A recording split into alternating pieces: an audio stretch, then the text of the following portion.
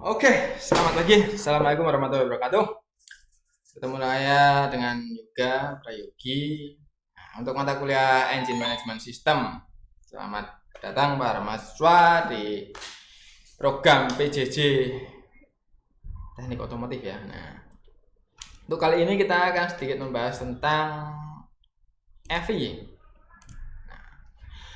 Electronic Fuel Injection. Nah, apa sih bedanya EV dengan karburator? Sering itu pertanyaan dasar, tapi sekarang sih seharusnya sudah umum ya, semua mengetahui bahwa EV itu dimana suplai bahan bakar itu sudah menggunakan elektronik atau listrik atau komponen-komponen elektronik.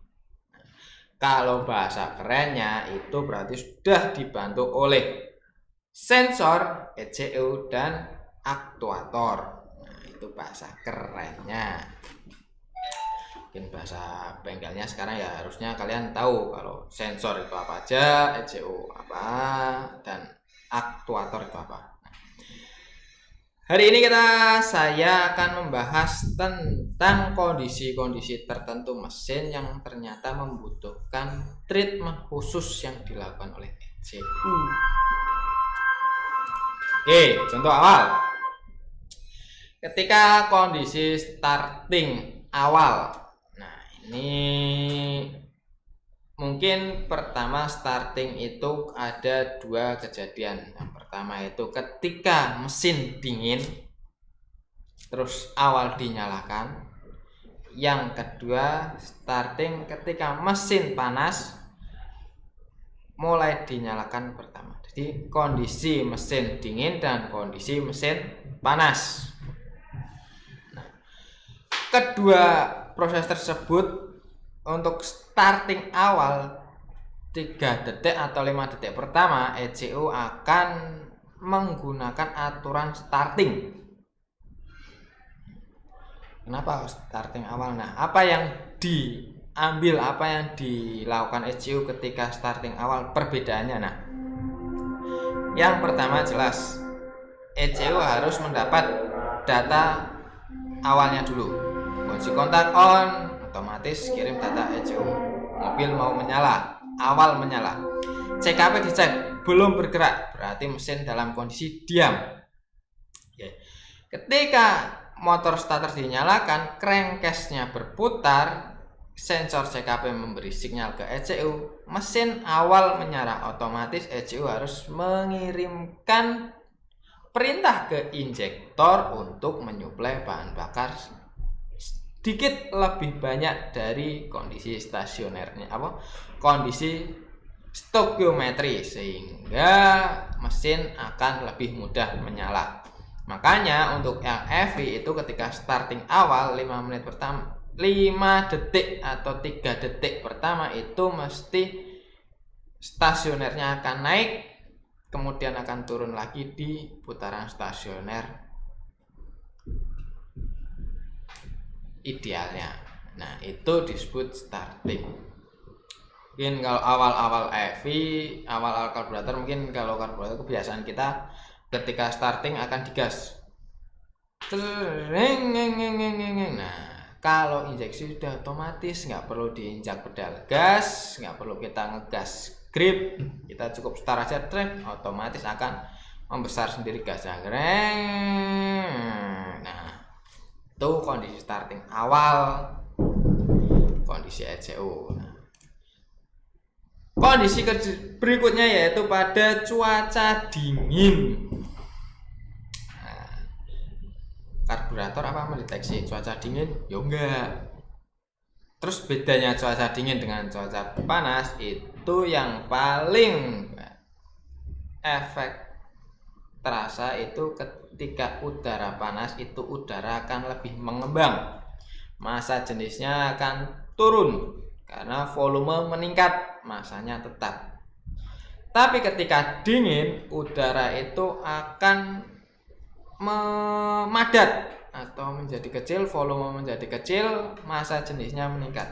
Otomatis udara yang masuk ke ruang bakar akan lebih banyak ketimbang udara panas. Udara dingin volumenya akan lebih banyak ketimbang udara panas. Lah, yang mendeteksi apa? Sensor apa yang mendeteksi bahwa ini udara dingin, udara panas? Nah, ada IATS.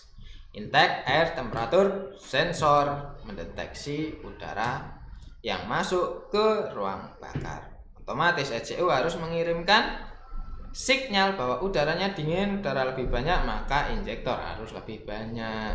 Nah, tambahan lagi, ternyata udara dingin itu membuat kondisi mesin turun dari kerja optimalnya, otomatis harus ditingkatkan lagi dengan menambahkan suplai bahan bakar. Yang kedua, selama akselerasi, jelas akselerasi di mana mesin membutuhkan lebih banyak bahan bakar daripada udara atau campuran kaya lebih besar dari stokiometrinya. Nah, cara mendeteksinya gimana? Ya, ketika putaran roda itu dari pelan jadi banter, kita menginjak gas langsung tinggi, berarti ini ingin mobil itu segera akselerasi. ECU harus secara langsung mengirimkan berita bahwa ini harus berakselerasi dan mesin membutuhkan banyak bahan bakar. Nah, ini mungkin yang bikin bingung. Selama tenaga yang dikeluarkan tinggi atau ketika mobil dalam kondisi beban tinggi. Beban tinggi dalam artian mobil naik tanjakan atau mobil dengan muatan penuh. Deteksi sensornya dari mana? Yang pertama, ECU akan membandingkan antara kecepatan dengan bukaan throttle atau pedal gas. ECU sudah punya patokan pedal gas sekian dengan kecepatan sekian, berarti ini normal. 60 km per jam dengan pedal 40% itu normal. Ketika di tanjakan maka kecepatan akan turun menjadi lebih rendah. Tapi pengendara akan otomatis menginjak pedal lebih dalam agar mobil kecepatannya tetap dan bisa naik tanjakan. Nah, perbandingan ini yang berubah. Ini membuat ECU mendeteksi bahwa ini adalah kondisi tanjakan atau butuh tenaga tambahan atau beban yang lebih tinggi dari biasanya. Otomatis ECU akan mengirim sensor ke injektor bahwa ini butuh tenaga besar sehingga butuh tambahan bahan bakar yang lebih banyak lagi.